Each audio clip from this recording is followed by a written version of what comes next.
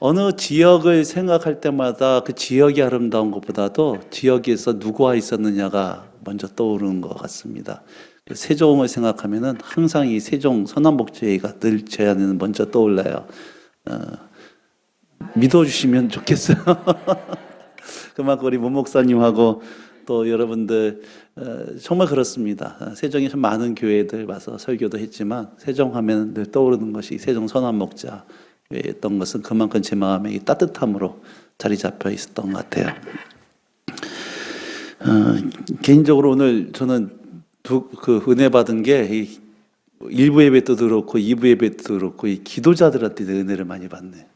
기도가 너무 감동이 되어지고 기도의 수준이 교회의 수준인 것 같은데 정말 개인적으로 은혜를 받습니다. 고맙습니다. 오늘 함께 좀 분이엘의 새 아침이란 말씀을 가지고 함께 말씀을 나누고 싶은데요. 여러분, 우리가 사는 세상은 이 눈에 보이는 세계가 있고 눈에 보이지 않는 세계가 있습니다. 믿습니까? 근데 세상은요, 눈에 보이지 않는 것이 실제로 존재한다고 믿지를 않아요. 뭐 천국과 지옥, 하나님과 마귀, 뭐 귀신과 천사, 이것은 종교적인 영역이고 또 미신적인 영역이고 사람들의 상상 속에 있는 것이지 실제로 존재한다고 믿지를 않습니다. 그리고 이 세상은 과학적으로 가설을 세우고 검증이 되어진 것만이 진리라고 믿는, 그래서 유치원부터 대학원의 모든 과정까지는요, 이 유물론적이고 진화론적인 세계관에 의해서 모든 교육이 진행이 되어져 가고 있다라고 하는 거예요. 근데 성경은 뭐라고 말씀하시냐면 우리가 사는 세계는 분명히 눈에 보이는 세계가 있다. 이건 실제입니다. 그러나 눈에 보이지 않는 세계가 있고 이것도 실제라고 하는 거예요. 아멘.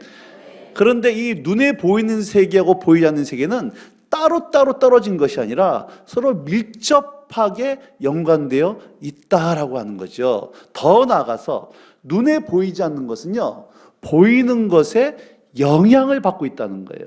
눈에 보이는 것이 열매라 그러면 보이지 않는 것은 뿌리라고 하는 겁니다. 자, 예를 들어서 사람이라고 할 때는 어떻게 구성되어 있느냐? 눈에 보이는 육체와 보이지 않는 영혼으로 구성이 되어 있어요. 여러분, 살아있는 동안 이게 분리가 돼야 안 돼요? 안 됩니다. 분리가 되면 뭐 한 거예요? 죽은 거예요. 죽은 겁니다. 절대 분리가 안 됩니다. 그런데 몸이 아파요. 병원에 갔습니다. 여러 가지 종합검사를 했는데 몸은 그렇게 아픈데 검사 결과는 아무 이상이 없어요. 원인이 안 나와. 이때 의사들이 뭐라고 얘기합니까? 스트레스성이군요, 그러는 거예요.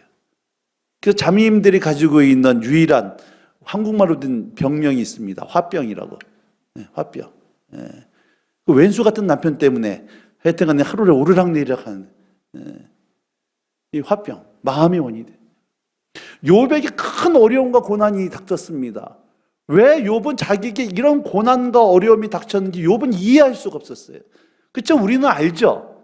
욥에게 닥친 그 현실적인 어려움과 고난은 보이지 않는 하늘에서 하나님과 사단의 대화가 원인이 되어져서 욥에게 고난이 닥쳤더란 얘기예요. 나무가 크게 자랍니다. 풍성한 열매를 맺습니다. 여러분, 나무가 크게 자라고 풍성한 열매를 맺기 위해서는 반드시 눈에 보이진 않지만 뿌리가 깊이 뿌리를 내려야 눈에 보이는 나무가 크게 자라고 열매를 풍성히 맺을 수 있다라고 하는 거예요. 그래서 기억해야 될 것은 반드시 눈에 보이는 세계와 보이지 않는 세계가 있는데 눈에 보이는 것은 보이지 않는 것에 영향을 받고 있다. 고린도후서 4장 18절 말씀 보도록 하겠습니다. 시작.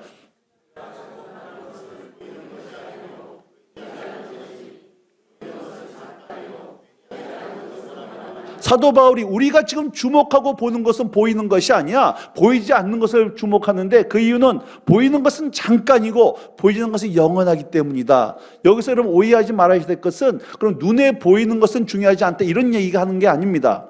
눈에 보이는 세계도 중요하고 보이지 않는 세계도 동일하게 중요해요. 나눌 수가 없습니다. 그러나 눈에 보이는 세계, 내 가정, 내 자녀, 우리 부부관계, 서남목자교회, 세종시, 북한 땅, 열방, 이 눈에 보이는 세계에 거룩한 영향력을 미치기 위해서는, 눈에 보이는 세계를 변화시키기 위해서는 보이지 않는 세계를 볼 수 있고 다룰 수 있어야 된다라고 하는 거예요.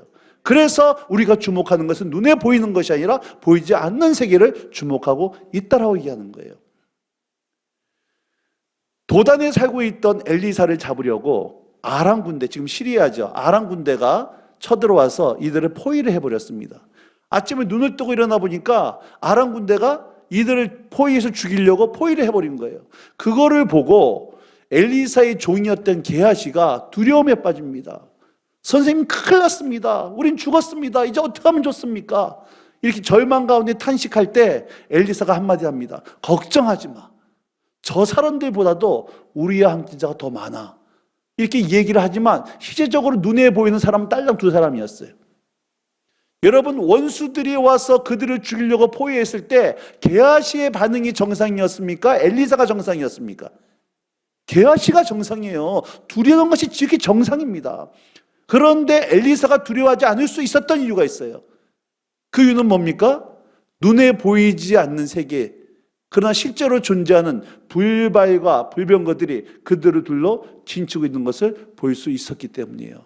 게하시는 뚝 열어주니까 수많은 불말과 불병거들이 그들을 둘러 진치고 있다라고 하는 거예요. 여러분, 성경에 보면은 오늘 이 땅에서 살아가는 모든 성도들을 섬기는 천사들이 매일같이 하나님을 뵙고 있다라고 말씀해주고 있습니다. 지금 이 자리에도 여러분들을, 우리가 하늘나라 갈 때까지 여러분들을 수종든 천사가 여기서 오르락내리락 하고 있는 줄 믿으시기 바랍니다. 안 보이시나요? 가끔가다 보이는데 이게. 여러분, 눈에 보이지 않는 세계를 보일 수 있는 눈, 이걸 뭐라 그러죠? 영안이에요. 영안. 여러분, 내 삶에 보이는 내 삶에 거룩하고 실제적인 영향을 미치기를 원하시는 분들은 이 보이지 않는 세계를 볼 수 있고 다룰 수 있는 영적인 눈이 띄어지는 자가 있기를 주의 이름으로 축복합니다. 이걸 기도하셔야 돼요. 그게 영적 지도자라고 하는 거예요. 그러면 이 눈에 보이지 않는 세계의 놀라운 변화를 경험함으로 말미암아 눈에 보이는 세계의 실제적인 변화를 누렸던 한 사람을 제가 오늘 성경 말씀을 통해 소개하고 싶습니다. 그게 누구냐면 오늘 본문에 나온 야곱이에요. 창세기 32장은 사기꾼이었던 야곱이 하란에서 20년 동안 사기꾼 야곱이 그의 외삼촌 사기꾼 라반에게 사기꾼한테 20년 동안 사기당한 사건이에요. 20년 동안 온갖 풍파와 어려움 속에서 20년 동안 하란에서 지내다가 돌아올 때는요, 큰 거부가 돼서 돌아오는, 금이 환영해서 돌아오는 장면이 오늘 본문 창세기 32장의 배경입니다. 야곱이 이제 큰 거부가 돼서 수많은 재물을 잃고 돌아올 때에 먼저 종을 그의 형 에서에게 보내서 당신의 동생 요셉이, 이 야곱이 돌아오고 있다는 얘기를 먼저 고하게 합니다. 그래서 종을 보내죠. 종을 보내고 나서 종이 돌아왔을 때 하는 보고를, 무슨 보고를 하는지를 좀 보도록 하겠습니다. 자, 6절 32장 창세기를 뺐네. 6절입니다. 6절. 자, 시작.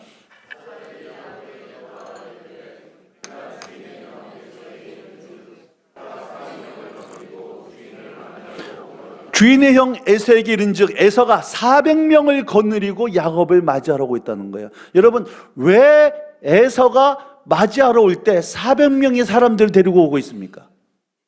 환영이 아니에요. 야곱을 죽이려고 오고 있는 겁니다.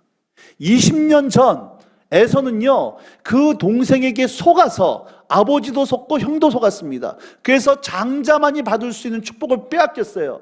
그때 당했던 이 원한을 20년 동안 잊어버리지 않았던 겁니다. 칼을 갈고 있었던 거예요. 그리고 그 동생이 야곱이 온다는 얘기를 듣고 복수하기 위해서 400명의 군대를 이끌고 야곱을 죽이기 위해서 달려오고는 장면이라고 하는 겁니다. 그 소식을 들었을 때에 야곱의 반응이 나오죠. 7절입니다. 야곱이 심히 두렵고 답답했어요. 여러분, 왜 두려워했어요? 에서를 이길 힘이 없어요.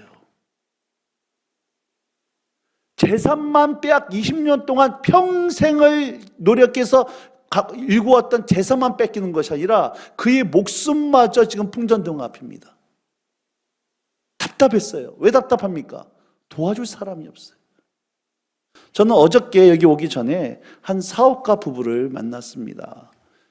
얼굴이 반쪽이 됐어요.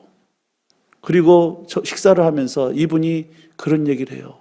회사가 부도가 났습니다. 최근에 경매에 들어갔어요. 그리고 회사를 다 팔아도 빚을 못 갚는 거예요. 노동청에 고발이 됐습니다.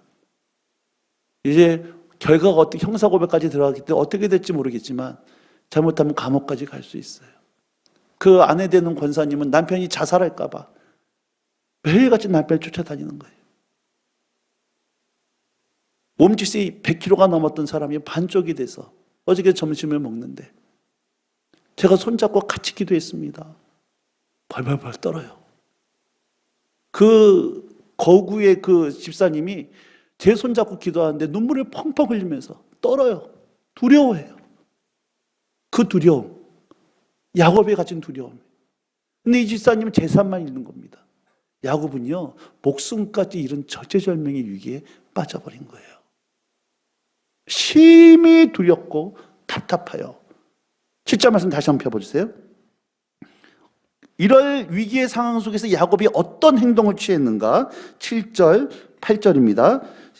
시작. 야곱이 심히 두렵고 답답하여 자기와 함께한 동행자와 양과 소와 낙타를 두 떼로 나누고 이르되 에서가 와서 한 떼를 치면 남은 한 떼는 피하리라 하고. 자, 이 인생의 위기 앞에 야곱이 취했던 방법이 있습니다. 자기가 가져왔던 재산 두 떼로 나누는 겁니다. 나중에 보면요, 두 떼가 아니라 몇 떼로 더 나눠, 최소한 네 떼 이상으로 나눴던 것 같아요. 이렇게 네 떼로 나눴던 이유가 20절에 나오죠. 시작. 또 너희는 말하기를 주의 종 야곱이 우리 뒤에 있다 하라 하니 이는 야곱이 말하기를 내가 내 앞에 보내는 예물로 형의 감정을 푼 후에 대면하면 형이 혹시 나를 받아주리라 함이었더라. 자, 야곱이요, 자신의 재산을 최소한 두 떼, 네 떼 이상으로 풀어버린, 나눈 이유가 무엇이었습니까? 무슨 작전 피는 거예요? 뇌물 작전 피는 겁니다. 아내와 자식들과 예물을, 재산을 먼저 자기 앞서 내보내는 거예요. 네 때에 걸쳐가지고 한 때가 사라지면 그 다음 때, 그 다음 때 사라지면 그 다음 때. 그래서 이 뇌물을 통해서 형의 분노를 사그라뜨리고자 하는, 자기 인생의 위기를 벗어나고자 하는 야곱의 방법이었다라고 하는 거예요. 여러분, 인생의 위기 앞에 섰을 때에 그 위기를 풀어가는 제일 처음의 방법, 그것이 우리의 신앙이에요. 사람은요, 그 사람이 어떤 사람인가 알려고 하면 힘을 주어보면 압니다. 힘이 주었을 때 그 사람의 속마음이 나와요. 그 사람이 무엇을 중요하게 여기는가 알면은 돈이 주어지면 됩니다. 돈 쓰는 거 보면 그 사람이 정말 가치 있게 여긴 게 뭔지 압니다.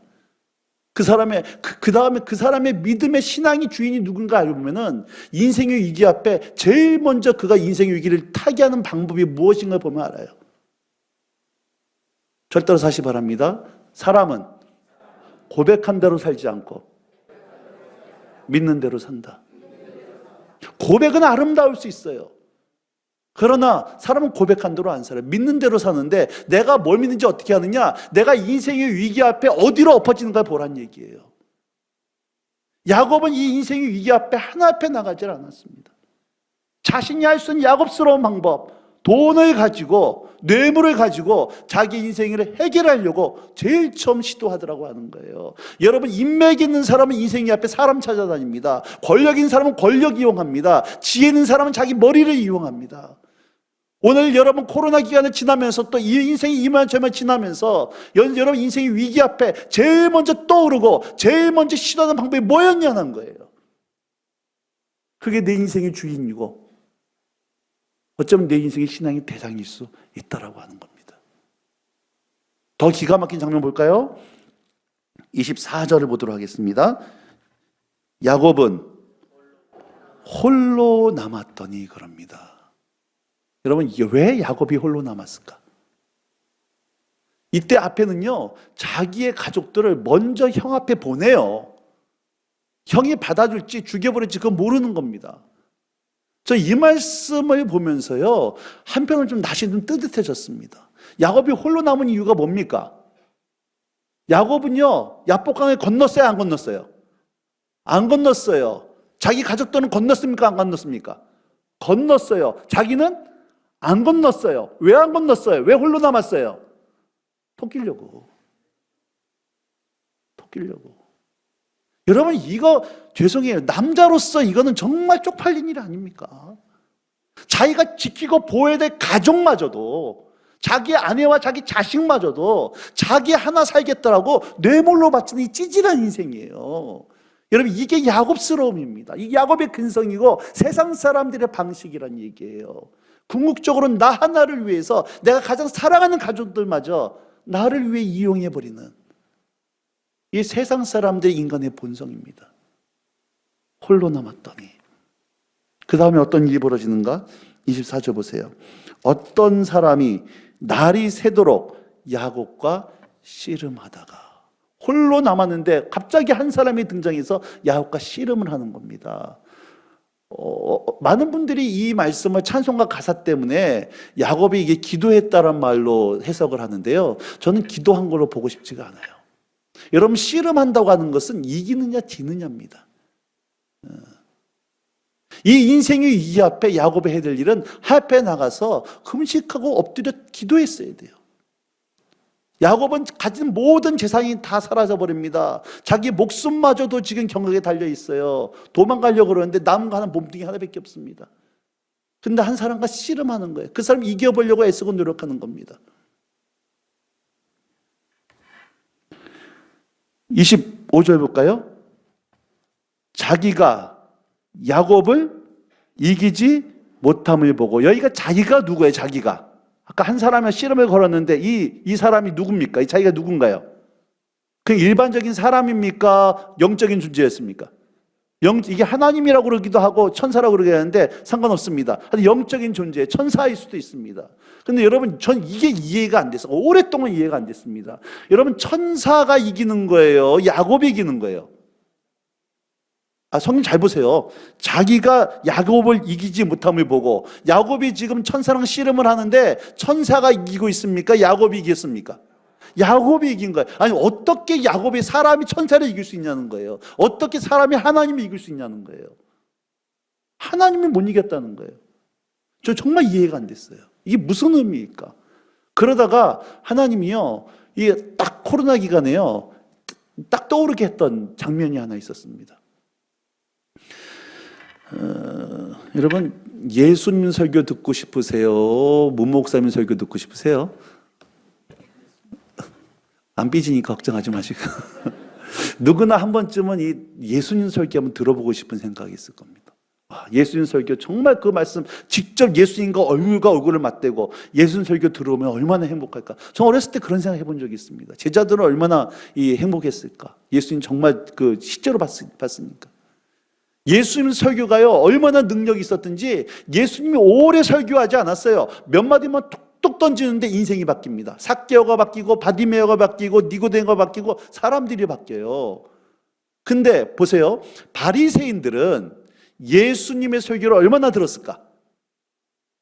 최소한 3년은 들었어요. 공생의 기간 동안. 또 그 당시 바리새인들은 VIP입니다. VIP는 자리가 늘 어디예요?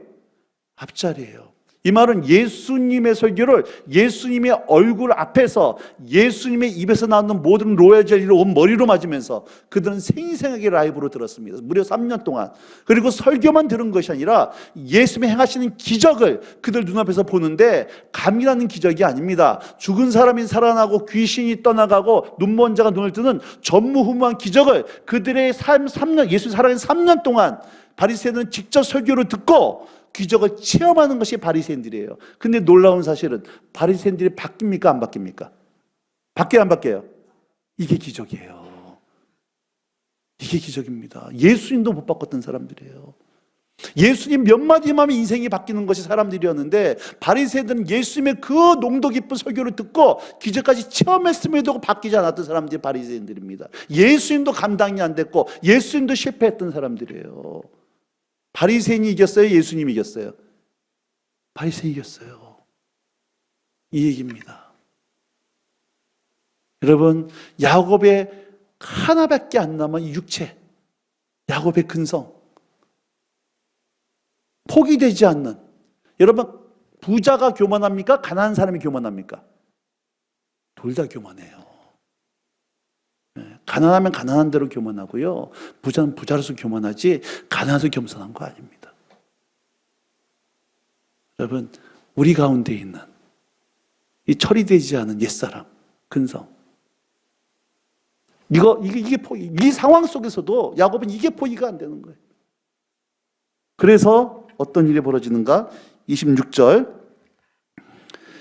그가 이르되 날이 세려하니, 죄송합니다. 26절. 그가 이르되 25절 다시 한번 볼게요. 25절. 자기가 야곱을 이기지 못함을 보고 그가 야곱의 허벅지 관절을 치매 야곱의 허벅지 관절이 그 사람과 씨름할 때에 어긋났더라. 여러분, 발가락 하나 부러져도 걷는데 상당히 어렵습니다. 허벅지가 부러졌다는 거예요. 허벅지. 사람이 받치고 있는 허벅지가 부러졌다는 겁니다. 야곱의 마지막 남은 그의 육체마저도 완전히 쳐버리는 거예요. 야곱이 이제 붙을 수 있는 모든 것이 사라져 버렸습니다. 이때 야곱이 어떤 행동을 치나? 26절. 그가 같이 있습니다. 시작. 그가 이르되 날이 세려하니 나로 가게 하라. 야곱이 이르되 당신이 내게 축복하지 아니하면 가게 하지. 야곱의 허벅지가 부러지기에는 이 사람과 뭐 했습니까? 씨름했어요. 야곱이 어떻게든 이겨보려고 했습니다. 그러나 야곱이 가지고 있던 모든 이제 마지막까지 사라지고 난 다음에 이때야 비로소 야곱은 무릎 꿇는 거예요. 이때야 비로소 야곱은 하나님을 붙잡기 시작하는 겁니다. 당신을 축복하지 아니하면 내가 당신을 떠내보낼 수 없습니다. 이때야 비로소 야곱은 매달리기 시작하는 거예요. 자비가 풍성하신 하나님이 이때 어떤 반응 보이십니까? 27절입니다. 시작. 그 사람이 그에게 이르되 내 이름이 무엇이냐? 그가 이르되 네 이름이 뭐냐? 여러분, 단순히 네 이름이 뭐냐 알고 싶어 묻는 질문이 아니에요. 그 사람 이름에는요, 그 사람이 어떤 존재인가 담겨 있는 겁니다. 너는 어떤 존재냐? 너 인생의 목적은 뭐냐? 그 목적이 너는 어떤 방식으로 살아왔느냐? 네 인생의 주인은 누구냐? 네 이름이 뭐냐? 이때 야곱이 내 이름은 야곱입니다. 저는 사기꾼이었습니다. 나는 내 인생의 목적을 위해서 내 가정마저도 수단으로 생각하는, 이걸 이루기 위해서는 수단과 목적을 가리지 않고 이루어왔던 저는 사기꾼이었습니다. 정직한 자기 고백이 벌어지는 거예요. 그랬을 때 28절 시작. 그가 이르되 내 이름을 다시는 야곱이라 부를 것이 아니요 이스라엘이라 부를 것이니 이는 네가 하나님과 및 사람들과 겨루어 이겼음이니라. 한 절 한 절 좀 나누고 싶은 말씀이 많은데요, 오늘 하고 싶은 말씀이 이 얘기가 아니라서 넘어가겠습니다. 여러분, 너는 더 이상 야곱이 아니라는 거예요. 넌 더 이상 사기꾼이 아니라는 거예요. 너는 더 이상 옛사람 야곱이 죽었다는 겁니다. 너는 이제 하나님의 백성 이스라엘이라는 거예요. 야곱의 인생이 바뀝니다. 야곱의 주인이 바뀌는 순간이에요. 그 인생이 터닝 포인트가 되어지는 순간이 바로 이 순간이었어요. 그리고 나서 오늘 본문 30절 31절 시작.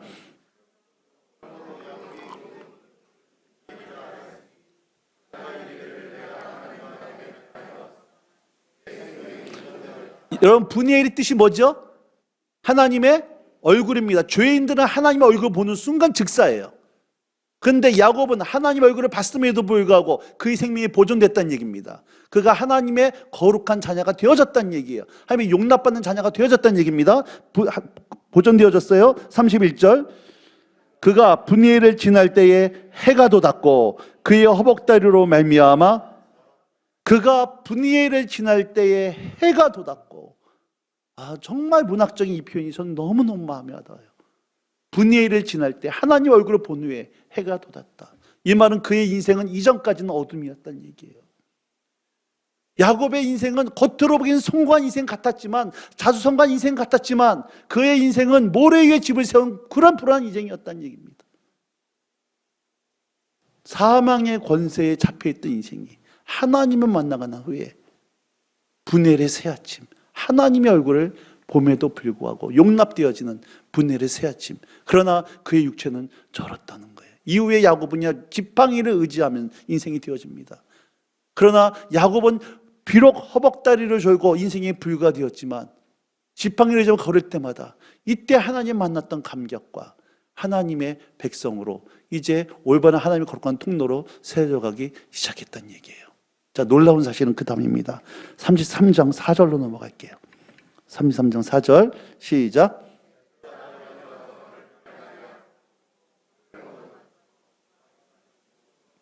에서가 달려와서 야곱을 맞이하여 안고 목을 어긋맞추어 야곱과 입 맞추고 서로 뭐 했어요? 여러분 지금 에서는 뭐 하고 있었습니까? 뭐 하려고 오고 있었습니까? 죽이려고. 몇 명 데리고 400명의 군사를 입고 야곱을 죽이려고 분기탱천해서 여러분 밤에 시퍼런 나를 입고 달려오고 있는데 하룻밤이 지났는데 그 분노했던 에서가 야곱을 볼 때 끌어안고 울고 화해하는 역사가 나타나더란 얘기예요. 어떻게 이런 일이 갑자기 하룻밤 사이에 있었습니까? 일어났던 원인이 어디 있었어요? 보이지 않는 세계 속에서 야곱의 인생이 바뀌니까. 자기의 인생의 수단을 가지고 이 길을 풀어했던 야곱이 하나 앞에 엎어져서 주님을 붙들고 늘어지면서 그의 삶이 바뀌니까 눈에 보이는 현실 세계가 놀라운 변화가 이루어지더라고 하는 거예요. 저는 여러분 올해 여러분의 삶 가운데 이 분야의 새아침의 경험과 간증과 고백이 야곱만이 아니라 여러분에게도 동일하게 있는 역사 있기를 주님의 이름으로 축복합니다. 그럼 오늘 마지막으로 내 인생의 분야의 새아침을 맞이하기 위해서 오늘 우리가 해야 될 일이 뭐냐는 거예요. 분명히 영적인 세계, 보이는 세계를 변화시켜야 보이는 세계를 바꿀 수가 있을 텐데 이 보이는 세계를 다룰 수 있는, 그래서 분야의 새아침 맞을 수 있는 그 방법이 그것이 무엇일까? 하나님은 그것을 마가복음에서 가르쳐주고 있는데요. 예수님이 3명의 제자들을 데리고 변화산에 올라갑니다. 9명의 제자만 남아있어요. 이때 간제히 귀신 들린 자녀를 둔 아버지가 9명의 제자들을 가지고 부탁하는 겁니다. 내 자녀가 간제히 귀신 들렸습니다. 좀 나의 자녀를 좀 자유롭게 좀 치료해 주십시오. 부탁받는 거예요. 여러분 기억하셔야 될 것은 이 9명의 제자들은요 365일 예수님과 함께 있으면 했던 일이 뭐냐? 병 고치는 일이었고 귀신 쫓아내는 일이었습니다. 이들은 적어도 예수님과 있는 동안에는 병 고치는 것, 귀신 쫓아내는 것 전공이었어요. 또 제자들은 자기들끼리 직접 전도행 가가지고 예수님이 안 계심에도 불구하고 귀신을 쫓아내고 병을 고쳤던 경험이 있었던 사람들이에요. 그런 제자 9명이 모여있는데 그 귀신 어린아이 하나 데리고 와서 자유케 해달라고 요청을 받으니까 제자들 마음속에는 우리가 이런 거 하나 못하겠나 싶어서 귀신 쫓아내는데요 안 나가요. 여러분 세종에서 가장 번화한 사거리에서 구경꾼들이 바글바글합니다. 한 사람이 귀신 들렸어요. 귀신 쫓아냅니다. 근데 꿈쩍도 안 해요. 변화가 안 나타납니다. 더 발작이 심해집니다. 그러니까 야 너는 받으며 너는 니고데모는 오른손 잡아 너는 왼발 잡아 눈 찌르고 배 때리고 별짓하는 귀신이 안 나가. 여러분 한자성어로요 뭐라 그럽니까? 대략 난감이라는 거예요. 좀 심한 왕초팔임 당하고 있는 겁니다. 그 문제 앞에서 전적인 무력감, 어떠한 변화도 못 느끼는 존재. 예수님이 산에서 내려서 그 꼴을 보시고 기가 막혀요. 예수님이 귀신을 쫓아냅니다. 나중에 이 제자들과 예수님만이 남았을 때 제자들이 이때의 사건을 가지고 물어보는 장면이 마가복음 9장 28절입니다. 9장 28절 보도록 할까요? 시작.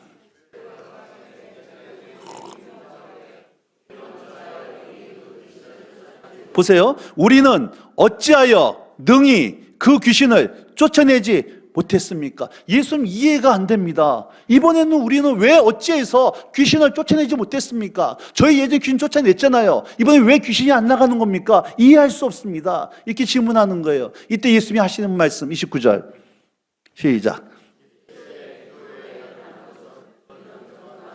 다시 한번 시작. 기도 외에 다른 것으로는 이런 종류가 나갈 수 없느니라. 킹제임스 버전에는요 금식의 말이 포함되어 있어요. 기도와 금식의 다른 것으로는 이런 종류가 나갈 수 없느니라. 로이드 존스 목사님이 부흥이란 책에서 이걸 이렇게 해석합니다. 제자들에게 얘기하시기를 너희가 예전에 상대했던 귀신은 한마디로 수준이 낮은 귀신이야. 근데 이번에 상대했던 귀신은 겉으로 보기에는 별거 아닌 것 같았지만 너희들이 예전에 상대했던 귀신하고는 차원이 다른 귀신이야. 근데 이런 종류의 귀신은 기도와 금식으로만 나갈 수 있어. 오늘 여러분의 삶 가운데 이런 종류의 문제 혹시 있지 않습니까? 예전에는 여러분의 인맥을 통해서, 여러분의 돈을 통해서, 여러분의 지혜와 지식과 방법을 통해서 해결할 수 있었는데 지금 현재 여러분 삶에 부딪혀 있는 이런 종류의 문제 그거 혹시 있지 않으세요?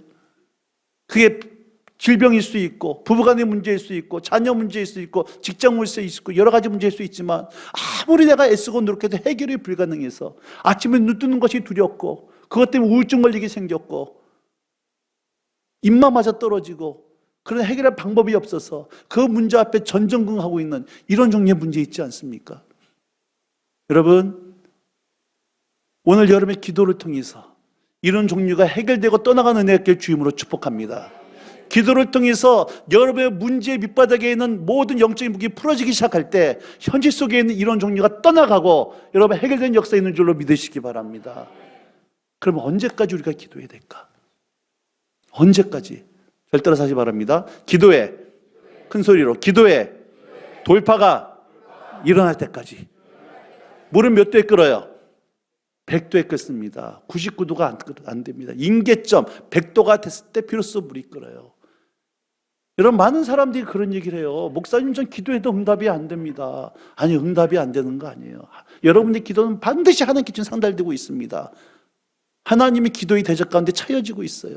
문제는요, 댐에 물이 차는데 댐에 물이 찰 때는 겉으로 보기에는 아무 일도 벌어지지 않는 것 같아요. 그러나 댐에 물이 차고 찼을 때, 기도의 분량이 찼을 때, 댐에 물이 꽉 찼을 때, 그때 댐문이 활짝 열리면서 물이 쏟아지는 것처럼 여러분 기도에는 임계점이 있다는 거예요. 여러 가지 하나님은 우리의 작은 신들에 응답할 수 있는 분이십니다. 근데 때로는요 기도에 요구하실 때가 있어요. 이것은 세상에 있는 모든 종교는 기도를 통해서 기도 응답, 문제 해결이 목적이지만 하나님의 우리 기도는 단 문제 해결만이 목적이 아니라 그 기도의 오랜 시간을 통해서 기도한 우리들을 바꾸기를 원하시기 때문에 때로는 오랫동안 기도시킬 때가 있다는 거예요. 능력이 없어서가 아닙니다. 그러니까 중요한 건 이거예요. 분명한 기도의 임계점이 있다고 하는 겁니다. 근데 많은 사람들은 몇 번 기도하다가 포기를 해버려요. 기대해도 소용없네. 기대해도 안 되네. 낙심해버립니다. 왜? 당장 변화가 안 나타난다는 거예요. 기도를 해도 하나하나 큰 차이가 없다는 얘기예요. 오히려 기도하니까 더 어려워지더라는 얘기입니다. 기도를 포기를 해버려요. 그래서 기도의 돌파가 일어날 때까지 기도하는 사람을 찾기가 참 쉽지가 않아요. 오늘 여러분, 전 여러분의 인생의 문제를 모릅니다. 그러나 여러분 삶 가운데 이런 종류의 문제가 있을 때 말씀에 의지해서 기도의 돌파가 일어날 때까지 기도의 자리를 지킨 여러분들에게 축복합니다. 주님께 부르짖으시기 바랍니다. 그때 기적이 나타나요. 귀신이 떠나갑니다. 자녀들이 돌아옵니다. 우상이 떠나갑니다. 여러분 문제 해결되면 믿으시기 바랍니다. 기도를 통해 영적인 세계 속에 놀라운 기도에 통해서 여러분 묶임이 풀어지기 시작할 때 여러분 눈에 보이는 현실 속에 가정 속에 자녀들이 남편이 시댁이 여러분 사업체가 막혀있는 재정의 문이 풀어지고 기적이 상식이 되어지는 예수에서 믿은 것은 받은 것 많습니다라고 하는 이런 놀라운 기적의 간증의 역사들이 여러분 삶 가운데 올 가을에 풍성하게 드려지고 이게 영광 돌리는 은혜가 있는 여러분들에게 주임으로 축복합니다. 특별히 이 귀신 들리는 어린아이 앞에서 아무리 애쓰고 노력해도 아무런 변화 일어나지 않는 제자들의 모습이 한국교회의 모습 같습니다. 특별히 어떤 부분에 있어서 다음 세대에 있어서 다음 세대가 교회가 감당이 안 돼요. 지금 피자 많이 먹이고 놀이방 갔다 해도 이게 해결이 된 문제가 아닙니다. 영적인 문제예요. 여러분 기도했다 치고 하지 마시고 많은 사람들이요 기도했다 치고 열심히 사역해요. 기도했다 치고 열심히 모여서 회의하고 근데 효과가 없어요. 절 따라서 하세요. 사람이 일하면 사람이 일할 뿐이지만 사람이 기도하면 하나님이 일하신다. 믿으십니까? 여러분들이 아무리 잔소리 해봤자 애들 귀 닫고 들어가고 여러분들이 아무리 바가지 긁어봤자 부부 사이 나빠지지만 여러분들이 엎어져 기도하기 시작하면 내 자녀 주님께서 바꾸시고 내 남편 바꾸실 줄 믿으시기 바랍니다. 근데 많은 사람들은요, 아멘은 잘해, 근데 기도는 안 해.